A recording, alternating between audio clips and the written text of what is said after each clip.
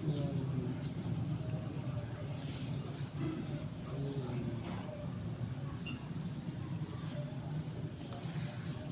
ونصلي على رسوله الكريم أما بعد فأعوذ بالله من الشيطان الرجيم بسم الله الرحمن الرحيم واتل ما أوحي إليك من كتاب ربك لا مبدل لكلماته ولا تجد من دونه ملتحدا واصبر نفسك مع الذين يدعون ربهم بالغداة والعشي يريدون وجهه ولا تعد عيناك عنهم تريد زينة الحياة الدنيا ولا تطع من أغفلنا قلبه عن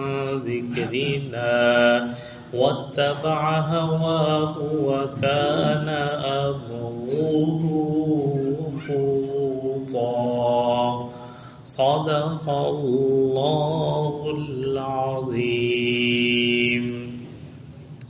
اور آپ تلاوت کیجئے جو آپ کی طرف وحی ہوئی، یعنی آپ کے رب کی کتاب. اللہ کے کلمات کو کوئی بدلنے والا نہیں، اور ہرگز آپ اللہ کے سوا کوئی جائے پناہ نہ پائیں گے. اور آپ اپنے آپ کو روکے رکھیے ان لوگوں کے ساتھ جو اپنے پروردگار کو صبح اور شام پکارتے ہیں، اس کی رضا چاہتے ہیں، اور آپ اپنی آنکھوں کو ان سے نہ ہٹائیں.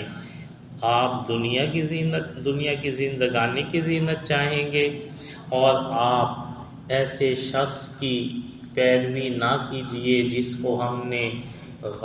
جس کے دل کو ہم نے اپنی یاد سے غافل کر دیا یا پایا، اور اس نے اپنی خواہش کی پیروی کی اور اس کا معاملہ حد سے بڑا ہوا ہے.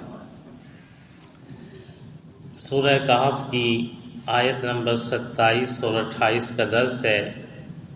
اللہ تعالیٰ فرماتے ہیں کہ پہلی بات اصحاب کہف کا واقعہ آپ نے سنانا ہے. نہ تو مشرکین کو اس کی خبر، نہ یہود و نصارہ کو اس کی صحیح خبر، لہٰذا اللہ کے سوا کوئی آپ کو اس کی صحیح خبر دینے والا نہیں. یہ واقعہ اتنا سچا، پکا، ٹھکا ہے کہ آپ اس کو تلاوت کریں تو اس وحی میں سے جو کتاب قرآن آپ پر اللہ نے، آپ کے پروردگار نے نازل فرمایا ہے، اور وہ قرآن اور اس قرآن میں بیان کردہ ہر واقعہ، اور جس واقعے کا بھی بیان ہوا اصحاب کہف کا واقعہ، ایسا سچا پکا واقعہ جو ہم نے قرآن میں بیان کر دیا، جیسے قرآن کی ہم حفاظت کر رہے ہیں ایسے اس اصحاب کہف کے واقعے کی بھی حفاظت کر رہے ہیں. حفاظت کے ہمارے بندوبست دیکھیے. ہم اللہ قرآن میں اعلان کر رہے ہیں لا مبدل لکلماتہ، اللہ کے کلمات کو کوئی بھی تبدیل نہیں کر سکتا. بدلے گا زمانہ لاکھ مگر قرآن نہ بدلا جائے گا. قرآن ایسی چیز ہے، ایسی محکم اور پکی کتاب ہے. آج تک کتنے لوگوں نے اس کو بدلنے کی کتنی کوششیں اور سازشیں کر لی ہیں، مگر پیدا کرنے والے اللہ نے، قرآن اتارنے والے اللہ نے اس کی حفاظت کے لیے ایسے پہرے بٹھا دیے ہیں کہ اس کو اس نے صفحات میں محفوظ نہیں کرایا. بل ہوا آیات بینات فی صدور الذین اوتوا العلم. یہ قرآن تو وہ واضح آیات ہے جو اہل علم کے سینوں میں ہے. نبی کے سینے سے قرآن کا سفر اللہ نے کروایا ہے.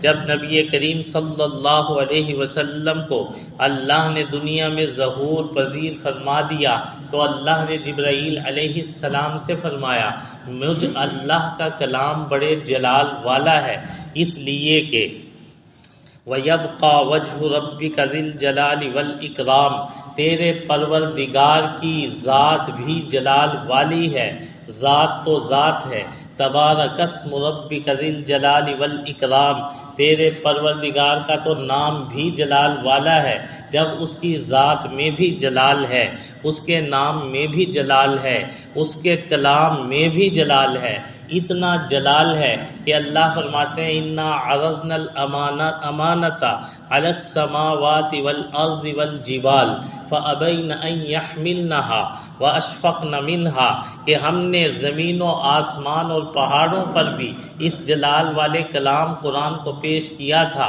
مگر وہ تو ڈر گئے، انہوں نے اس کو اٹھانے سے انکار کر دیا، کیونکہ میرا کلام جلال والا ہے۔ جب حضرت محمد صلی اللہ علیہ وسلم دنیا میں تشریف لائے تو اللہ نے فرمایا اے جبرائیل مجھ اللہ کے جلال والے کلام کو محمد رسول اللہ کے جمال والے سینے سے گزار دے، تاکہ انسانوں کو یہ پڑھنا اور اٹھانا آسان ہو جائے۔ یہ قرآن ایسا ہم نے محفوظ کیا ہے کہ ہم اعلان کرتے ہیں لا مبدل لکلماتہ، اللہ کے کلمات کو کوئی بدل نہیں سکتا، اس کے الفاظ کی حفاظت کے لیے ہم نے علم اشتقاق و صرف بنوا دیا، اس کے اعراب زبر زیر کی حفاظت کے لیے ہم نے علم نحو بنوا دیا، اور اس کے مسائل کی حفاظت کے لیے ہم نے علم فقہ بنوا دیا، اور اس کے معنی کی حفاظت کے لیے ہم نے اصول تفسیر اور تفسیر کے علوم پیدا کر دیے، اور اس کے مطلب کی حفاظت کے لیے یہ قرآن وحی جلی ہے، تو نبی کریم صلی اللہ علیہ وسلم کی حدیث وحی خفی ہے، یہ قرآن وحی مطلوع ہے، آپ کی حدیث وحی غیر مطلوع ہے، نبی کریم صلی اللہ علیہ وسلم کے قلب اطہر پر اس کا صحیح معنی اتار کر آپ کی احادیث کے ذریعے سے اس قرآن کی ہم نے تشریح کروا دی۔ نبی کی حدیث اور نبی کا فرمان بھی نہیں بدلا جا سکتا، اللہ کا قرآن بھی نہیں بدلا جا سکتا۔ فرمایا کہ یہ قرآن بھی محفوظ، قرآن کا ہر کلام اور کلمہ بھی محفوظ، قرآن کا ہر واقعہ بھی محفوظ۔ دیکھیے ہم نے اصحاب کہف کے واقعے کو کتنا محفوظ کر دیا۔ وَلَن تَجِدَ مِن دُونِهِ مُلْتَحَدًا، ملتحدہ لحد سے ہے، لحد بغلی قبر کو کہتے ہیں، قبر میں جا کے بندے کو آرام ملتا ہے، دنیا کام کی جگہ ہے، قبر آرام کی جگہ ہے، جنت انعام کی جگہ ہے، تو فرمایا کہ جائے پناہ تم کہاں پاؤ گے، نہ کہیں جہاں میں اما ملی، جو اما ملی تو کہاں ملی، میرے جرم خانہ خراب کو تیرے عفو بندہ نواز میں پناہ ملے گی، تو تمہیں اللہ کے یہاں ملے گی۔ اگر تم اللہ کی حکم عدولی کرو گے، فرمایا پھر کہیں بھی پناہ نہیں ملے گی اللہ کے سوا، تمہیں کائنات میں کہیں پناہ نہ ملے گی۔ پناہ چاہیے تو اللہ کی ماننے پر آ جاؤ، ماننے کے لیے کیا راستہ، اللہ نے کتاب دی، قرآن کو مانو۔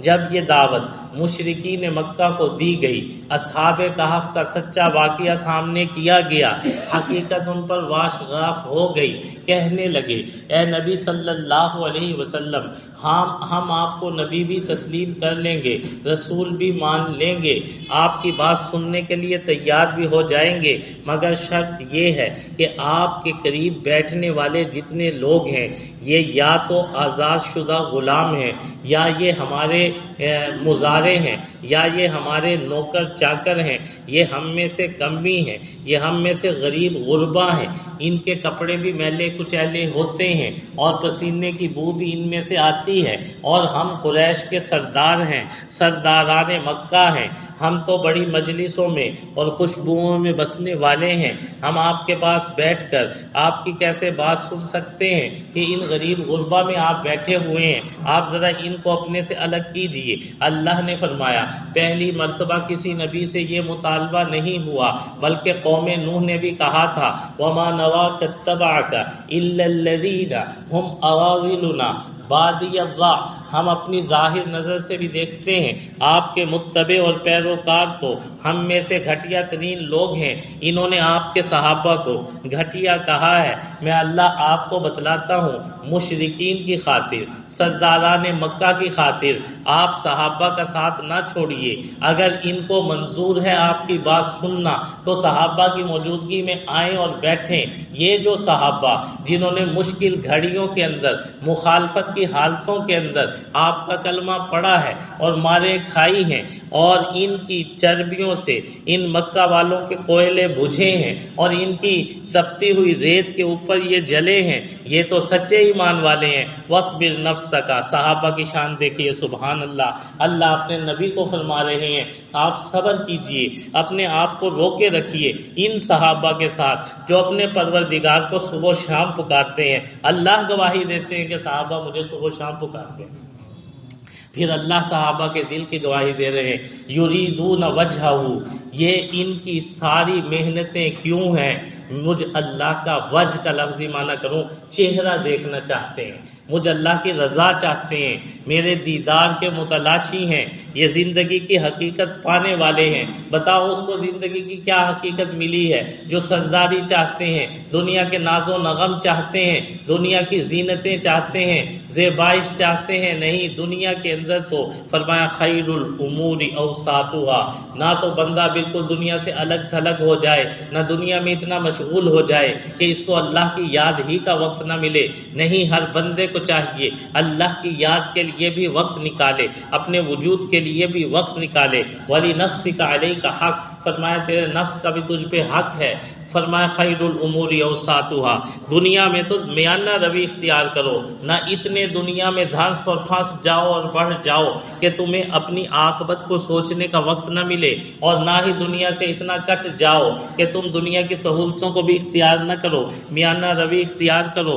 اے نبی، آپ کو میں اللہ کہہ رہا ہوں کہ اگر آپ صحابہ سے کو چھوڑ کر، ان سے علیحدہ ہو کر، ان کو اپنی مجلس سے جدا کر کر مشرکین کو وقت دیں گے تو آپ ظالم ہو جائیں گے. وَلَا تَعْدُ عَيْنَاكَ عَنْهُمْ، آپ اپنی آنکھیں ان صحابہ سے نہ ہٹائیے. نبی آپ کی نگاہ صحابہ پہ پڑے گی، صحابہ کی نگاہ تابعین پر پڑے گی، تابعین کی نگاہ تبع تابعین پر پڑے گی. آپ پر اللہ کی نگاہ ہے، آپ کی صحابہ پر نگاہ ہے، یہ نگاہوں سے سلسلہ چلتا رہے گا. ترید زینت الحیات الدنیا، اگر آپ صحابہ کو چھوڑ کر مشرکین کی بات سنیں گے تو اس کا مطلب ہے آپ دنیا کی زندگی کی زیبائش چاہتے ہیں. ایسا نہ کریں. ولا تطع من اغفلنا قلبه عن ذکرنا، جس کو ہم نے اپنی یاد سے، جس کے دل کو غافل پایا، یعنی جو کہتے ہیں نا صحابہ کو نبی سے جدا کرو. قرآن نے فیصلہ سنا دیا قیامت تک کے لیے، جو صحابہ اور نبی کی جدائی کا قائل ہے اس کا دل اللہ کی یاد سے غافل ہے، اس کو اللہ سے کوئی تعلق نہیں ہے. اور وہ کیا کر رہا ہے؟ وَاتَّبَعَ هَوَاهُ، وہ اپنی خواہش کے پیچھے چلنے والا ہے، وہ حق کا متلاشی نہیں ہے، وہ حق کو کھو دینے والا ہے. وَكَانَ أَمْرُهُ فُرُوطًا، فرمایا اس کا معاملہ تو حد سے گزرا ہوا ہے. بھائی جو خواہش کی پیروی کرتا ہو، اللہ کی یاد سے غافل ہوتا ہو، حد سے تجاوز کرتا ہو، اس کی بات ہم کیوں مانیں؟ اللہ پاک قرآن میں فرما رہے ہیں اس کی بات نہ مانو. اللہ قرآن میں کہتے ہیں، کسی نے کیا خوب کہا، میں نے ذکر صحابہ ہی تو بس کیا، اس میں ناراض ہونے کی کیا بات ہے؟ ان کو رضی اللہ عنہم خدا نے کہا، اس میں ناراض ہونے کی کیا بات ہے؟ وآخر دعوانا الحمدللہ رب العالمین والعاقبۃ للمتقین والصلاة والسلام علی سید الانبیاء والمرسلین. ربنا آتنا فی الدنیا حسنہ وفی الآخرۃ حسنہ وقنا عذاب النار. اللہم یا شافی الامراض اشف مرضانا ومرضى المسلمین. پروردگار عالم، جیسے آپ نے نبی کریم صلی اللہ علیہ وسلم کے صحابہ سے محبت فرمائی، ہمیں بھی ان سے محبت عطا فرما دیجیے، ہمارے دلوں میں ان کی محبت کا گھر بنا دیجیے. ہمیں صحابہ اکرام رضی اللہ عنہم اجمعین کی تابع داری کی توفیق عطا فرما دیجیے، ان کے اتباع کی توفیق عطا فرما دیجیے، ان کو مشعل راہ بنانے کی توفیق عطا فرما دیجیے. صلی اللہ علی النبی الکریم وعلی آلہ واصحابہ اجمعین. آمین برحمتک.